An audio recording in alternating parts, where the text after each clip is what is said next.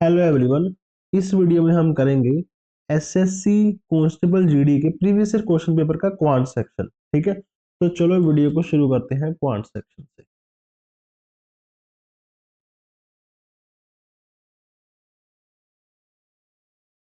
ठीक है, तो ये रहा क्वांट सेक्शन। सबसे पहला क्वेश्चन हमारे पास क्या कह रहा है, the perimeter of an equilateral triangle is 36 under root 3, find its height.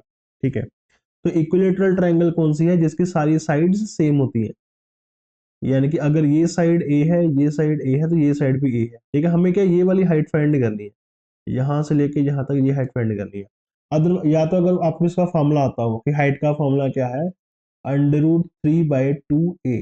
Otherwise आप पाइथागोरस से भी निकाल सकते हैं कि ये ए है, ये वाली साइड हो गई a/2, ये हो गया हमारा हाइपोटेन्यूज, ये बेस, और ये परपेंडिकुलर, और ये 90 डिग्री का एंगल। तो पाइथागोरस से भी निकाल सकते हैं, अदरवाइज ये फॉर्मूला है।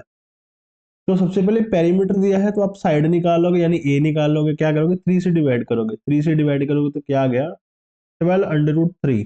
अब यही वैल्यू यहाँ पे पुट कर दोगे, √3/2 इंटू 12√3। कैलकुलेट इसको करोगे तो 2 6 12, √3 इंटू √3 हो गया 3, 6 3 18, यानी 18 centimetre is the answer, option number 1। Next question, a person crosses a 1600 metre long street in 4 minute, find its speed. ठीक है, एक पर्सन है 1600 मीटर लंबी स्ट्रीट को क्रॉस करता है 4 मिनट में। अगर 4 मिनट में 1600 मीटर क्रॉस करता है तो 1 मिनट में कितना करेगा। आप बोलोगे 1 मिनट में करेगा 400 मीटर। अगर 1 मिनट में 400 मीटर कर रहा है तो 1 घंटे यानी कि 60 मिनट में कितना करेगा, 60 मिनट में करेगा ये 24,000 मीटर। 60 मिनट यानी कि 1 घंटा, यानी कि 1 घंटे में कितना हो गया, 24,000 मीटर, या इसको मैं बोल सकता हूँ 24 kilometre. Option number 4 is the answer. Next question, इसमें क्या कह रहा है, the chair is sold for rupees 720 after giving a discount of 10% on its marked price. The cost price of chair is 640 if it's sold at the marked price, then the profit percentage will be. क्या कह रहा है, एक chair को ना 720 रुपये में cell की है। ठीक है, वो भी उसको 20% डिस्काउंट देने के बाद और 10% डिस्काउंट देने के बाद। कोस्ट प्राइस शेयर का दे रखा है 640। कह रहा है अगर इसको हम डिस्काउंट ना देते और एमपी पे ही सेल कर देते, यानी कि मार्केट प्राइस पे ही सेल कर देते, तो प्रॉफिट परसेंटेज क्या होता।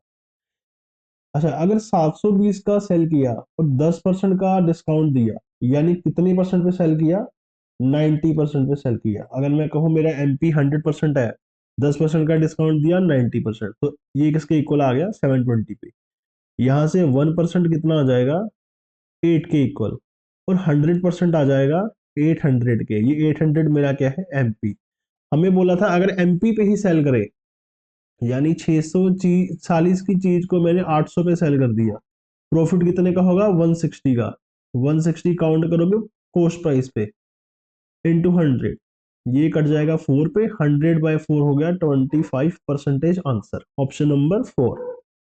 Next question, 12% of, 4% of, 7% of, 2 × 10⁻⁶। हमें पता है जब भी परसेंटेज रिमूव करेंगे नीचे 100 आएगा, 100 आएगा, 100 आएगा, और नीचे टोटल 6 जीरो आ रही है, ये सारी के सारी कट जाएगा 10⁻6 से। अब सबको मल्टीप्लाई करना है, 12 को 4 से, देन 7 से, देन 2 से। 12 4 जा 48। ठीक है, पहले 2 से कर लो, 48 को 2 से करोगे तो कितना आएगा, 96। 96 इंटू 7 मल्टीप्लाई करोगे, हमें पता है लास्ट में क्या, 2 आएगा। ठीक है, आगे कुछ भी आए लास्ट में 2 आएगा, 7 6 42, तो जिसके लास्ट में 2 है वही हमारा आंसर, अदरवाइज सारा कैलकुलेट भी कर सकते हो, इजी है। Next question, a solid metallic rectangular block of dimension 112 44 and 25 centimetre is melted and recast into a cylinder of radius 35 centimetre. The curved surface area हमने फाइंड करना है, यानी कि क्या कह रहा है, एक सॉलिड रेक्टेंगुलर बॉक्स है। ठीक है, रेक्टेंगुलर ब्लॉक है, जैसे माचिस की डिब्बी होती है, उसकी डायमेंशन दी है। अगर किसी भी हम 3D ऑब्जेक्ट को मेल्ट करते हैं, रिकास्ट करते हैं, तो उन दोनों की वॉल्यूम सेम रहती है। ये इसमें कंसेप्ट लगेगा कि वॉल्यूम जो है वो सेम रहेगी।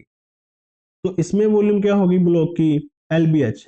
फॉर्मूला क्या होता है इसका, एल इंटू बी इंटू, ये किसके इक्वल रहेगा, to the volume of the cylinder. Volume of the cylinder का फॉर्मूला क्या है मेरे पास, pi r square h, pi r square h. मुझे फाइंड क्या करना है, curved surface area. Curved surface area का फॉर्मूला क्या है, 2 पाई एल एच, ये फाइंड करना है। तो सबसे पहले क्या लिखोगे, 112 into 44 into 25 equals to, pi को ऐसे रहने दो, आर स्क्वायर यानी कि 35 इंटू 35 इंटू एच। ध्यान से देखो, ये कट जाएगा 5, ये कट जाएगा 7, देन अगेन ये 7 कट जाएगा यहाँ पे 16 पे। अब हम ऐसा नहीं करेंगे कि h की वैल्यू निकालेंगे फिर यहाँ पे पुट करेंगे।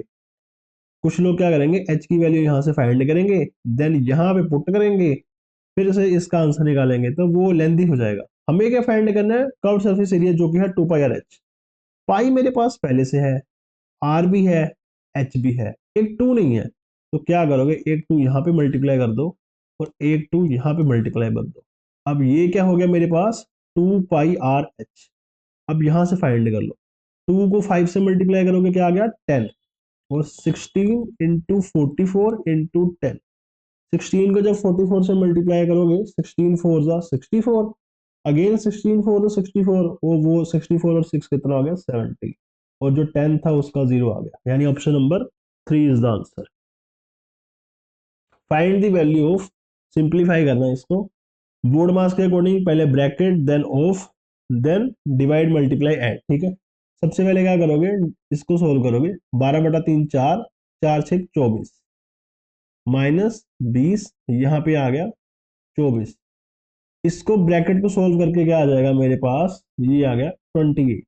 अब 3 इंटू 28, जब ब्रैकेट ओपन करोगे तो ये 3 इंटू 28 लिखोगे, वो होता है 84, यानी कि 45 माइनस 84 प्लस 6। अब दोनों को पहले ऐड कर दो, 45 और 6 कितना हो गया, 51। 51 में से 84 माइनस करोगे तो कितना आएगा, 33 आ जाएगा माइनस का, यानी option number 3 is the answer. Seventh question, by selling 36 metre of jute, a shopkeeper gains an amount equals to selling price of 12 metre of jute. क्या कह रहा है, अगर कोई शॉपकीपर 36 मीटर जूट सेल करता है तो उसे जो प्रॉफिट होता है वो 12 मीटर जूट के सेलिंग प्राइस के इक्वल है। सबसे पहले देखना, प्रॉफिट मेरे पास क्या होता है, मैं अगर निकालूं तो S P minus C P. 36 metre अगर जूट सेल किया है तो मैं बोलूंगा 36 मीटर जूट का एसपी क्या हो जाएगा, 36 मीटर जूट का selling price minus 36 metre jute का है कॉस्ट प्राइस। ये किसके इक्वल होगा, उसने बोला है 12 मीटर जूट के सेलिंग प्राइस के इक्वल, यानी 12s कि 12 मीटर जूट के सेलिंग प्राइस के इक्वल होगा। अब सेलिंग प्राइस वाला एक साइड कर दो और कॉस्ट प्राइस वाला एक साइड कर दो, तो आप देखोगे कि 24 ऑफ सेलिंग प्राइस इक्वल है 36 ऑफ कॉस्ट प्राइस के। अब सेलिंग प्राइस और कॉस्ट प्राइस की रेशो निकाल लेंगे तो ये आएगी 36/24, यानी कि मैंने क्या किया कि 24 की चीज थी 36 में बेच दी, ठीक है। प्रॉफिट कितने का हुआ, 12 का, चीज थी 24 की, 24 कॉस्ट प्राइस है, इनटू 100 सोल्व करोगे तो कितना आएगा, 50% is the profit, option number A, यानी 1। Next question, divide 2760 rupees in two parts such that when these are invested for 2 years and 4 years respectively at the rate of 5% per annum simple interest, the amount received are equal। क्या कह रहा है, हमारे पास ना दो एक पैसे हैं 2760, मुझे इसको दो पार्ट्स में डिवाइड करना है, ठीक है।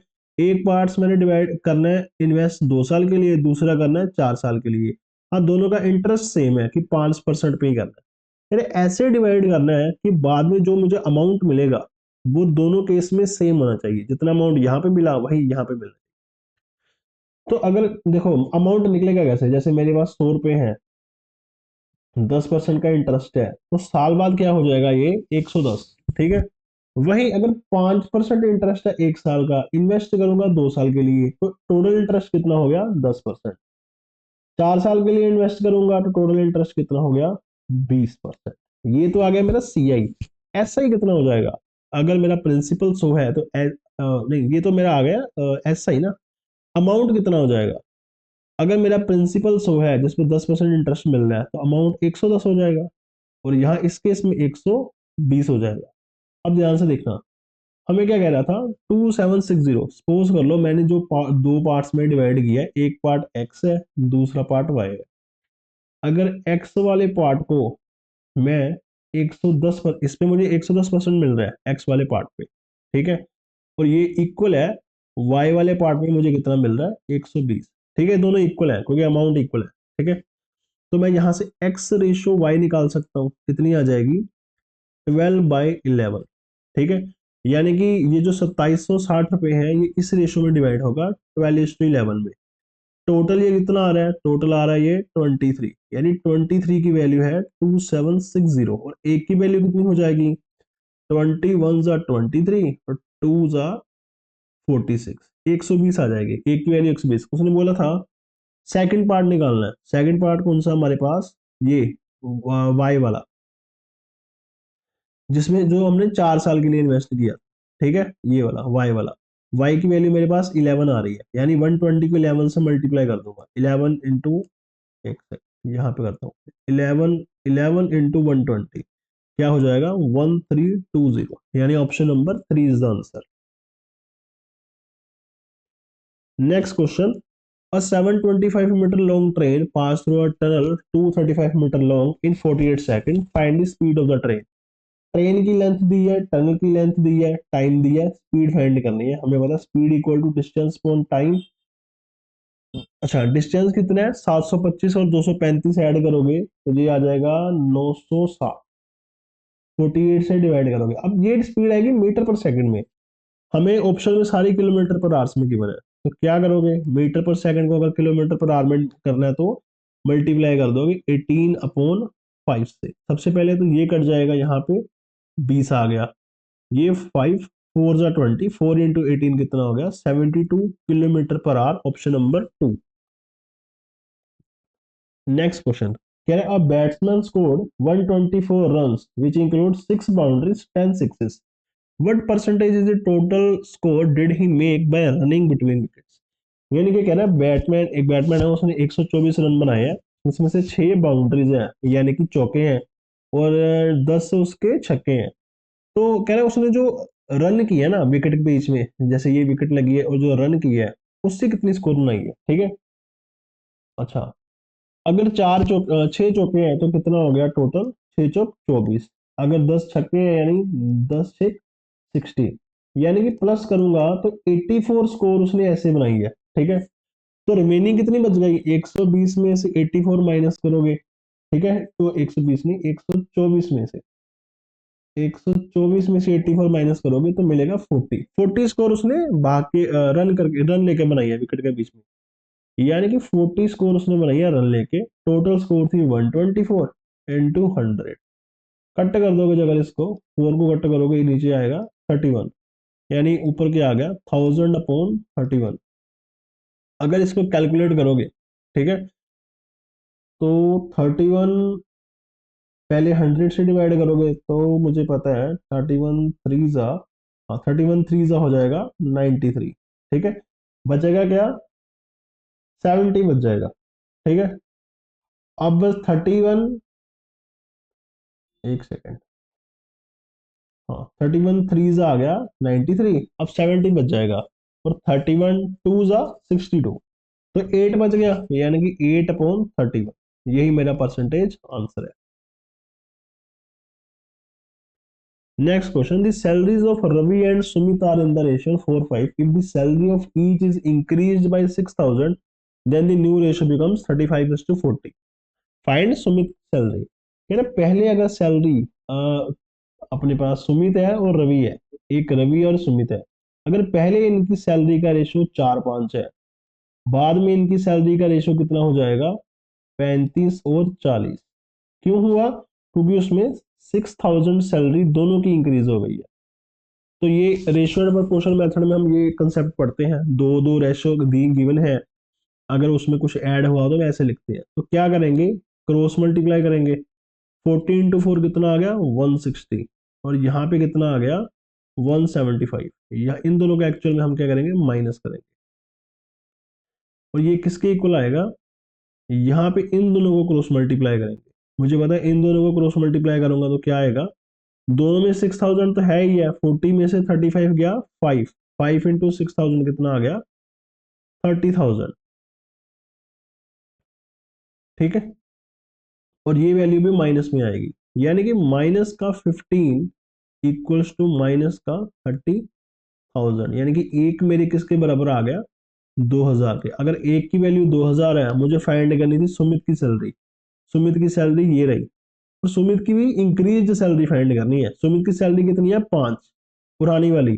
तो 5 गुना 2000 कितना हो गया, 10,000। ये उसकी ओल्ड सैलरी है, और उसमें अगर 6,000 इंक्रीज हुआ था तो उसकी न्यू सैलरी कितनी आ गई, 16,000। Answer option number 3। Anu is 4 times as good as Bini in completing A task. एक हमारे पास अनु है, एक बिनी है, ठीक है। अगर बिन्नी की एफिशिएंसी 1 है तो अनु की 4 है, ये एफिशिएंसी की बात कर रहा है, ठीक है। दे together they finish the work in 7 hours. अच्छा, हमें पता है वर्क का फॉर्मूला क्या होता है, efficiency into time. Efficiency total मेरे पास है 4 और 1 5, और टोटल टाइम लगा है 7 घंटे, यानी काम हो गया 35। कह रहा है कि कितना टाइम लगेगा, अनु अलोन काम करेगा, वर्क आ गया 35, ठीक है। अब अगर अनु अकेला काम करेगा तो उसकी एफिशिएंसी 4 है, 4 से डिवाइड करोगे 35/4। अच्छा, सोल्व करने की जरूरत नहीं है, ऑप्शन फ्रैक्शन में ही है, यानी 35/4 answer option number second. Next question, the number of students in class 9 and 10 is 42 and 45 respectively. The ratio of the number of boys to girls in class 9 is 9:5। अच्छा, क्या कह रहा है, एक क्लास 9th है, एक क्लास 10th है। यहाँ पे बॉयज और गर्ल्स का रेशियो दे रखा है 9:5, और यहाँ पे बॉयज गर्ल्स का रेशियो है 8 और 7। टोटल यहाँ पे कितने हैं, टोटल है यहाँ पे 42, यहाँ पे टोटल है 45। मुझे पता है 9×5 = 14, अगर 14 की वैल्यू 42 है, एक की वैल्यू 3 हो गई, तो 9 की वैल्यू 27, 5 की वैल्यू 15, 8 7 15, 15 की वैल्यू अगर 45 है तो एक की वैल्यू कितनी होगी, 3, 8 तिया 24, 7 तिया 21। टोटल बॉयज कितने हो गए मेरे पास, 27 और 24, और टोटल गर्ल्स कितनी हो गई, 15 और 21। हमें दोनों का डिफरेंस निकालना है, तो यहाँ पे पहले इन दोनों को माइनस कर दो, 24 में से 21 गए, 3 3 बॉयज ज्यादा है, बॉयज 3 ज्यादा है। और यहाँ पे 27 में से 15 माइनस कर दो, 12 बॉयज ज्यादा है, ठीक है। यानी कि टोटल कितना गैप आ रहा है, 15 का। Option number 4 is the answer. 14th question, P Q R can complete piece of work in, ये पी रहा क्यू रहा आर रहा, दोनों वर्क कर सकते हैं 10 20 और 30 दिन में। How soon can the work be completed if P is assisted by Q and R on alternate days. क्या कह रहा है कि पी तो काम करेगा ही करेगा, उसको क्यू और आर असिस्ट कर रहे हैं अल्टरनेट डेज पे, यानी कि जैसे पहले क्यू ने असिस्ट कर दिया, पी क्यू ने एक साथ काम किया, देन पी आर ने किया, फिर पी क्यू ने किया, देन अगेन पी आर ने किया, ऐसे चलता रहेगा। तो हम क्या करेंगे, पहले पेयर बना लेंगे, एक पी क्यू का और एक पी आर का। सबसे पहले वर्क फाइंड करोगे, वर्क फाइंड करोगे तो वर्क आएगा 60, देन एफिशिएंसी फाइंड कर लोगे 6 3 और 2। अगर पी क्यू साथ में काम करेंगे तो टोटल एफिशिएंसी आ गई 9, अगर पी आर करेंगे तो टोटल एफिशिएंसी आ गई 8। और 2 दिन में ये कितना काम कर रहे हैं, 17 काम कर रहे हैं, टोटल काम है 60। 60 को अगर 17 से मैं डिवाइड करूंगा तो मुझे पता है 17 3 का होता है 51, 17 3 का 51, यानी कि 3 पेयर बनेंगे ऐसे, इन दोनों के 3 पेयर बनेंगे। तो हर पेयर में 2 दिन है, तो 3 पेयर में कितने हो गए, 6 दिन, और 51 काम खत्म हो जाएगा, बचेगा कितना, 9। अब वो 9 काम कौन करेगा, जब दोनों की टर्न खत्म हो जाएगी, पहले ये एक दिन, फिर दूसरा दिन, फिर तीसरा दिन, चौथा दिन, पांचवा दिन, छठा दिन। अब 7वें दिन में टर्न किसकी आएगी, पी क्यू की, और पी क्यू एक दिन में 9 काम करते हैं, यानी कि 51 तो पहले ही हो गया था, अब जब ये पी क्यू करेंगे तो 9 काम और हो जाएगा, यानी टोटल 60 हो गया। अच्छा,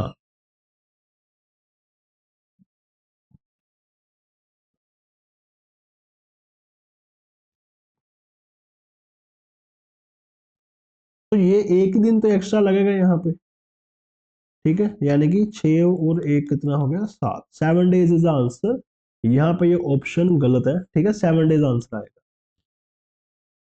next question, a loss of 10 is to 1/10%, 1/2% get converted into a profit of 11 is to 3/5% when the selling price is increased by 132.60। the cost price of the article is, क्या कह रहा है कि किसी आर्टिकल पे ना 10.5% का लॉस हो रहा था, ठीक है, और वो प्रॉफिट में कन्वर्ट हो गया। कब कन्वर्ट हुआ, अगर हमने उस आर्टिकल को सेल किया 132.60 का, ठीक है।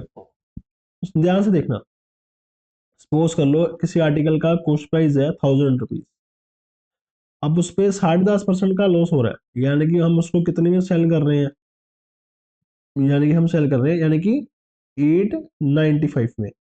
इसका 10.5% कितना हो जाएगा, 1000 का 105, 105 कम कर दिया, यानी 895 का सेल कर रहे हैं, ठीक है। कह रहे बट अगर हम उसको 11:3/5% पे सेल करते हैं, यानी कि ये हमारे पास हो गया 11.6% की बात कर रहा है, ठीक है, 11.6%, यानी कि 1000 की चीज में 11.6% इसका क्या कितना हो गया, 116, यानी कि 116 बढ़ा के सेल करता, यानी 1116 पे सेल करता, तो मुझे जो उसका कोस्ट सेलिंग प्राइस है इतना इंक्रीज करता मैं, यानी कि इन दोनों में गैप कितना आ रहा है, 105 और 116, ये गैप आ रहा है 221 का, ठीक है।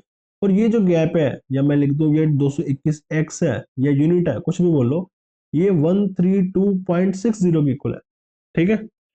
अब ध्यान से देखना, ये वैल्यू एक्चुअल में ना 100, एक्चुअल में 221 का 1326 6 टाइम्स है, ठीक है। और ये पॉइंट में है, तो मैं ये कह सकता हूँ ये 6 टाइम्स की जगह 0.6 टाइम्स है, ठीक है। अब हमने क्या फाइंड करना है, हमने फाइंड करना है कॉस्ट प्राइस। अगर सेलिंग प्राइस का ये 0.6 टाइम्स है, तो कॉस्ट प्राइस का भी सेम 0.6 टाइम होगा, यानी 1000 का 0.6 टाइम्स क्या हो जाएगा, 600, यानी कि कॉस्ट प्राइस आ गया 600। Next, the greatest number that will divide, इन जो तीन नंबर है इनको डिवाइड करेगा और leave the remainder 7 12 and 2 respectively. तो कह रहे हैं वो नंबर फाइंड करना है ग्रेटेस्ट जो इन तीनों को डिवाइड करे और ये रिमाइंडर छोड़ दे, यानी कि सबसे पहले क्या करेंगे इस प्रोसेस में, जो भी रिमाइंडर है इनमें से पहले माइनस कर देंगे, ठीक है, 12 और यहाँ से 2 माइनस करेंगे, तो ये आ जाएगा 391, 425, 5423, यानी इस इन तीनों नंबर्स का हम क्या करेंगे, हमने इन तीनों नंबर्स का HCF फाइंड करना है, हाईएस्ट कॉमन फैक्टर, ठीक है। वो जो HCF आएगा इन तीनों का वही हमारा आंसर है। तो इन तीनों का HCF फाइंड करना अभी थोड़ा सा मुश्किल लग रहा है, तो हम ऑप्शन की हेल्प लेंगे कि इनमें से कौन सा ऐसा नंबर है जो तीनों से डिवाइड कर जाएगा, ठीक है। जैसे 11 है, मुझे पता है 11 एक से ही करूंगा, तीनों से नहीं करूंगा, एक से ही करूंगा, पता चल जाएगा। 11 3 33, 61 बचेगा, यानी ये ऑप्शन नहीं है, ये इसी से नहीं कट रहा। 15 लास्ट में 5 होना चाहिए, ये भी नहीं कटेगा। 17 कट करके देखोगे तो 17 टू जा होता है 34, ठीक है, और 55 कैरी जाएगा यानी 51, और 73 जा होता है 51, यानी यहाँ पे जा रहा है। 19 भी नहीं जाएगा, 19 20 का ही कितना होता है 380, और ऊपर से कितना 11 बच रहा है, यानी ये भी नहीं जाएगा, ठीक है। तो option number 3 is the answer, 70।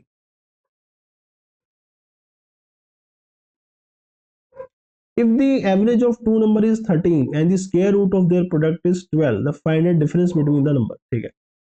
क्या कह रहे हैं, एवरेज ऑफ टू नंबर, दो नंबर है जैसे a प्लस बी, इनका एवरेज मेरे पास दिया हुआ है 13, यानी कि मैं निकाल सकता हूँ कि उन नंबर का सम कितना है 26। कह रहे square root of their product is 12, यानी कि under root of a into under root of b is equal to 12 है, तो इसको मैं ऐसे लिख सकता हूँ, under root of a b equal to 12, और इसको मैं लिख सकता हूँ a b is equal to 144, इधर आगे स्केल हो जाएगा, यानी ए इंटू बी कितना आ गया 144। अब ध्यान से देखना 144 कोई नंबर कब होगा, ठीक है, हमें पता है, अगर आपको ध्यान से पता हो तो 12 इंटू 12 होता है 144, पर 12 प्लस 12 करोगे तो 26 नहीं आता, ठीक है।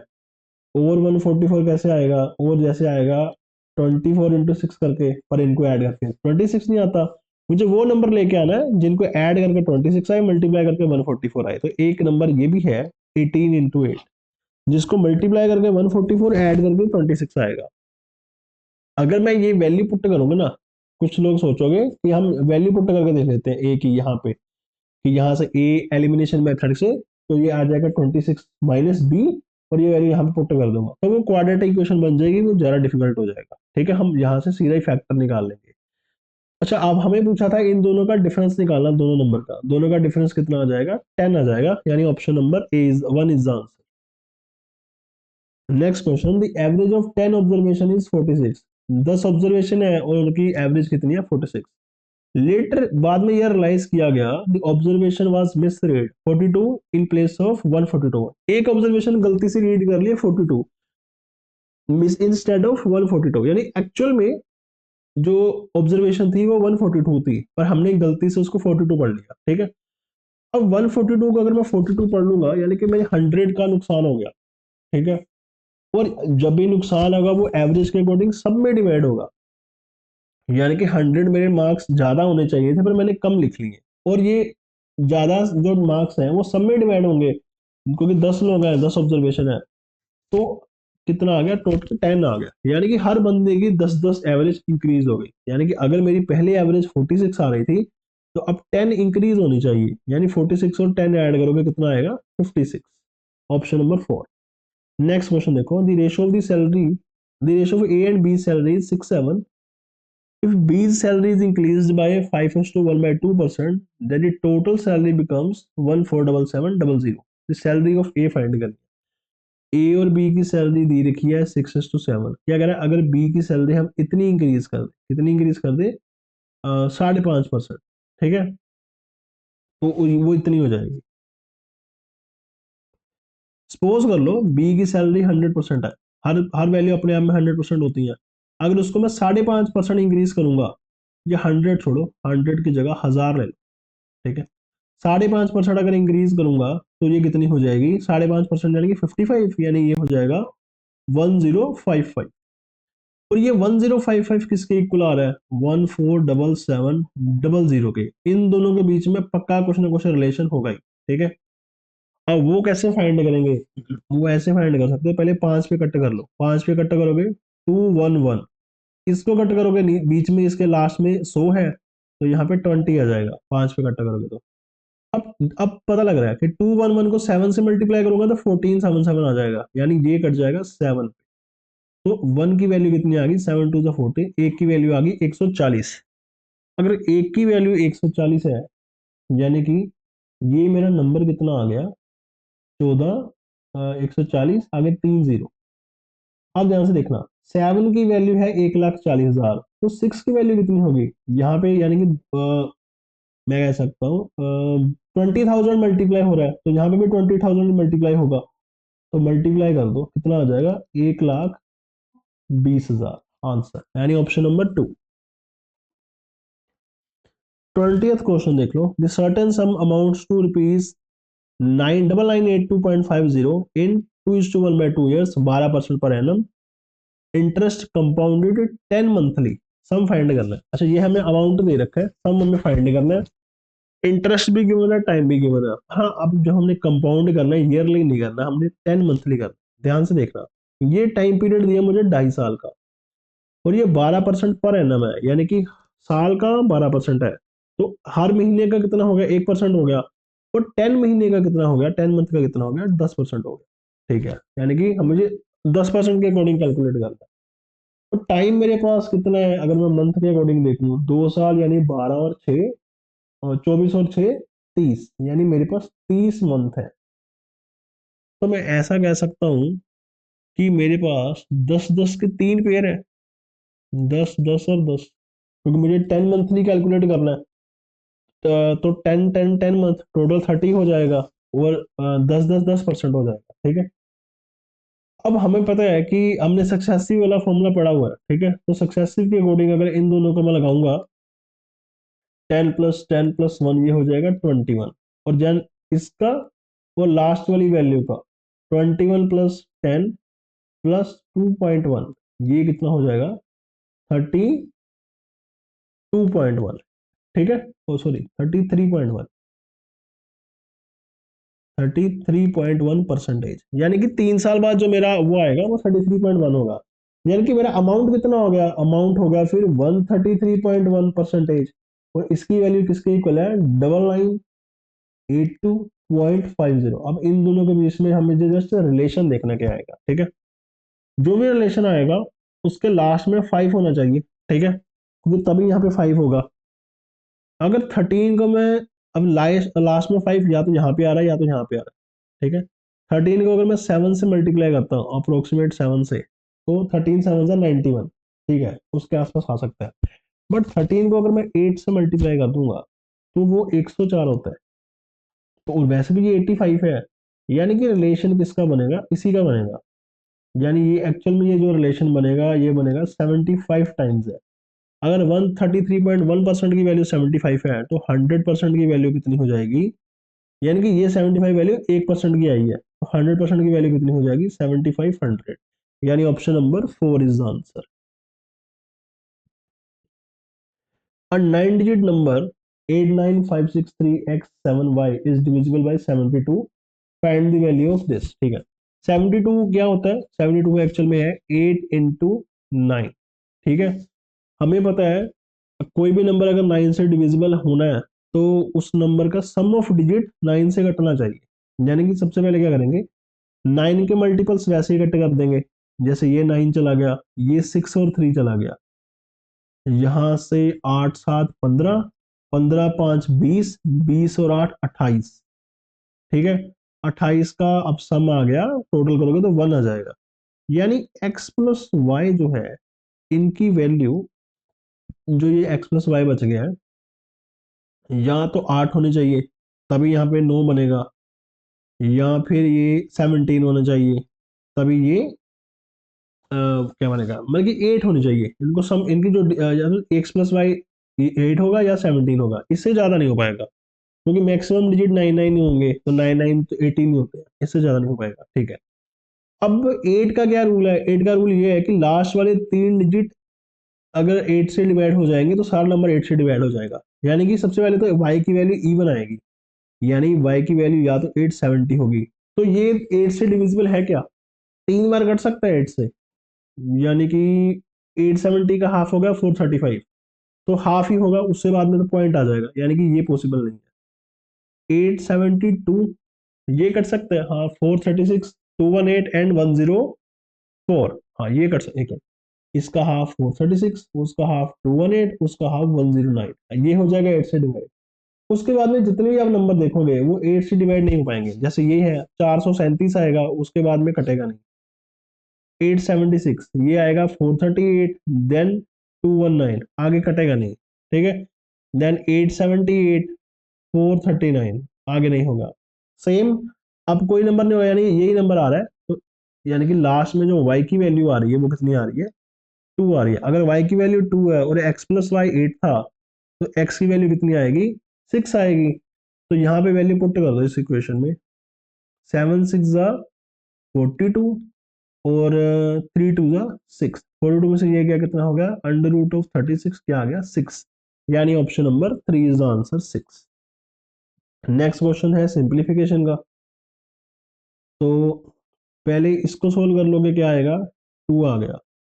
इसको सोल्व करोगे 21 प्लस 5 माइनस 2 माइनस 9, ये आ गया 9, 9 4 जा 36 प्लस 36 माइनस 45। ठीक है, अब इसको सोल्व कर लो बस। 21 और 5 कितना हो गया, 26, 26 में से 11 गए, ये हो गया 15, 15 और 36 हो गया 51, 51 में से 45 गए तो 6, यानी option number 2 is the answer. Next question. A TV was available for 14,500. Price came down to 11,890 on Diwali sale. Find करना डिस्काउंट कितना मिला है। ठीक है, तो डिस्काउंट कितना मिला है, अगर ये हो गया डिस्काउंट हमारा, देखो अगर ये 110 रुपये बढ़ाऊं यहाँ से तो 12,000, 12,000 और 2500, यानी 2610 का डिस्काउंट आ गया। इसमें से आया डिस्काउंट, डिस्काउंट आया 14,500 से इंटू 100, ये 0 0 कट गया, 5 पे कट करूंगा तो ये 29, ये आ जाएगा 522। ठीक है, 29 और 522, 29 वन जा 29, बच गया मेरे पास, तो ये 8 पे चला जाएगा। ठीक है, 18 पे चला जाएगा, 18%, क्योंकि यहाँ पे फिर 232 बच जाएगा अगर माइनस करूंगा, और 232 8 पे ही जाएगा, 29 8 सा, तो 18% आंसर आ गया। Next question. A shopkeeper sold an article at a gain of 20%. Had he bought it for 20% less than the original cost and sold it for rupees 10 less, he would have gained 25%। क्या कह रहा है? और एक shopkeeper है, उसने एक article बेचा 20% के गेन पे, यानी कि 100 का अगर मेरे पास आर्टिकल था, 20% का गेन यानी 120 का बेच दिया। कह रहा अगर उसने वो 20 रुपए कम का खरीदा होता, यानी कि 80 का खरीदा होता 20% कम पे, ये कॉस्ट प्राइस है, ये सेलिंग प्राइस है, और 10 रुपए कम का बेचा होता, तो जो नुकसान, जो फायदा होता 25% होता। 80 का 25% कितना होता है? 20। यानी कि 100 का बेच पाता। 100 का भी कब बेचता? अगर वो 10 रुपए कम में बेचता। यानी इस प्राइस में और इस प्राइस में क्या फर्क है? 10 रुपए का। यानी कि 20 जो मेरा फ्रैक्शन है, मैं बोलूँ 20x किसके इक्वल है? 10 रुपए के। अगर 20x 10 रुपए के इक्वल है, तो 100x, क्योंकि हमें कॉस्ट प्राइस फाइंड करना है, तो यही था ओरिजिनल वाला। 100x किसके इक्वल हो जाएगा? 5 से मल्टीप्लाई कर दोगे बोथ साइड, तो 100x हो जाएगा 50 रुपीज के इक्वल। यानी option number A is one is the answer. अच्छा, अब ये लास्ट क्वेश्चन है, ठीक है। इसमें क्या कह रहा है? a certain amount a certain sum amount to rupees 13200 after 4 years and 1640 after 8 years at same rate of interest per annum at simple interest। Find क्या करना हमने? Simple interest on the same sum for 10% and 3:1/5 years. यानी कि क्या कह रहा है कि एक प्रिंसिपल हमने इन्वेस्ट किया और उसका जो अमाउंट है, 4 सालों में 13,200 हो गया, 8 सालों में 16,400 हो गया। यानी कि अगर यहाँ से मैं यहाँ का गैप देखूं 13,200 और 16,400 का, तो ये आता है 3200 का गैप है, ठीक है। यानी कि 3200 मेरा क्या आ रहा है? डिफरेंस आ रहा है 4 साल का। ये 4 साल का एक्चुअल में एस आई आ रहा है, एस आई फॉर 4 ईयर। तो एक साल का एस आई कितना आ गया? एक साल का एस आई आ गया 800। अगर अच्छा, ये 4 साल का एस आई आ रहा है, एक साल का 800 आ गया। अब मुझे पता है ये 4 साल का, अगर ये जो अमाउंट दे रखा है, ये 4 साल का अगर 13,200 अमाउंट है, तो इसमें से अगर मैं 4 साल का एस आई माइनस कर दूं, तो मेरा प्रिंसिपल निकल आएगा। 4 साल का एस आई कितना था? 3200। तो मेरा प्रिंसिपल कितना आ गया? 10,000 आ गया। अगर इसको मैं इन्वेस्ट कर दूंगा 10% पर एनम पे फॉर 3:1/5 ईयर, तो सिंपल फॉर्मूला हमारे पास क्या होता है एस आई का? P R T by 100। 10 rate 10% है, टाइम टाइम आप बोलोगे 15 और 16, यानी 16 नीचे 100 इंटू 5, क्योंकि फ्रैक्शन वैल्यू इतनी आ रही है, ठीक है। तो सबको अगर सोल्व कर लूंगा, ये 2 जीरो गई, 2 जीरो गई है, 5 गया, 2 आ गया, तो टोटल अगर ऐड करोगे तो ये कैलकुलेट करोगे तो 3200 आ जाएगा। यानी कि जो हमारा इंटरेस्ट आएगा 3200 आएगा। तो ये था एसएससी जीडी का क्वांट का वीडियो, ठीक है। इसकी पीडीएफ मेरे टेलीग्राम चैनल में आपको मिल जाएगी। इस वीडियो को रिवाइज करें, कोई अगर डाउट आए तो कमेंट करें। Thank you.